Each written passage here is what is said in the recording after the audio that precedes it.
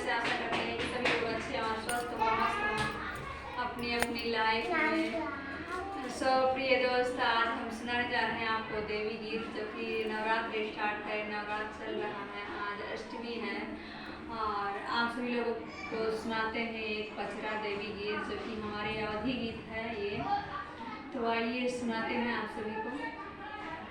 कि अरे चनवाले डुआ में कवन गुनावा मैया गइलो लोभाई, चनवाले डुआ में कवन गुनावा मैया गइलो लोभाई, जंगल के सेरवा में कवन गुनावा मैया गइलो लोभाई, कि भक्तन के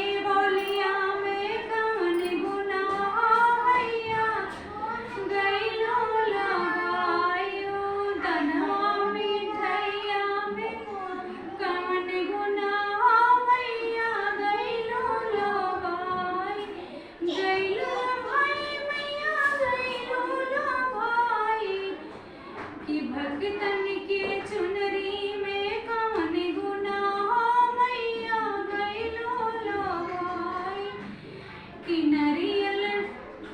नरियल त्रिशूलवा में कवन गुनाह मैया गइलो लोभाई। जय नवरात्रि माँ देवी जी।